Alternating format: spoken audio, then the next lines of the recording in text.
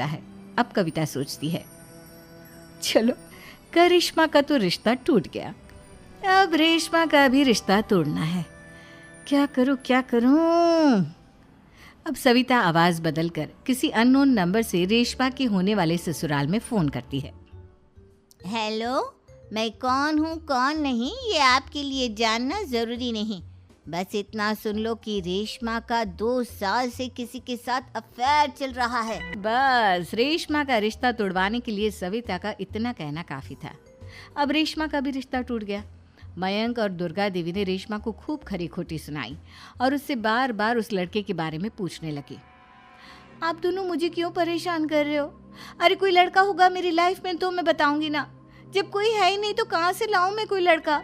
तो तेरे होने वाले ससुराल वालों को फोन किसने किया था? माँ मैं नहीं जानती किसने फोन किया था, मैं सच कह रही हूँ। मैं तो पहले ही कह रही थी इसकी लगाम खींच कर रखो, लेकिन मेरी सुनता ही कौन है। आप चुप रहिए भाभी, ये सब आपका ही किया धरा है। अब तीनों बहनों को विश्वास हो जाता है कि ये सब उनकी भाभी ही कर रही है। तीनों बहनें अपनी भाभी को सबक सिखाने के लिए एक वकील कर लेती है और घर में हिस्सा मांगना। देखो भैया, माँ बाप की जायदाद में जितना बेटों का हक होता है उतना ही बेटियों का, इसलिए इस घर के 4 हिस्से होंगे और हमें अपना हिस्सा चाहिए। मैंने तुम्हारे लिए क्या क्या नहीं किया और तुम इस घर में हिस्सा मांग रही हो?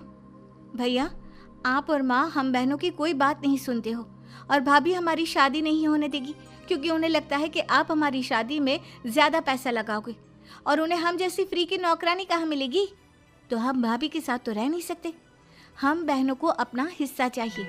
अरे तुम्हें शर्म आनी चाहिए अपने भाभी पर ऐसा इल्जाम लगाते हुए।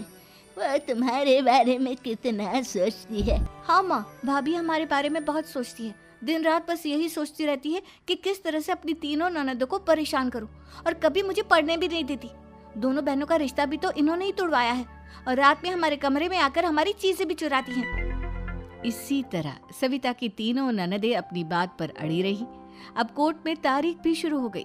जब सविता को लगा कि उसकी तीनों ननद इतनी आसानी से नहीं मानने वाली, तो उसने अपने पति और सास को सारी सच्चाई बता दी और अपनी तीनों ननद से माफी मांगी।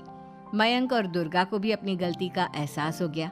अब सविता खुद करिश्मा और रेशमा के लिए अच्छा रिश्ता ढूंढती है और उनकी शादी करवाती है।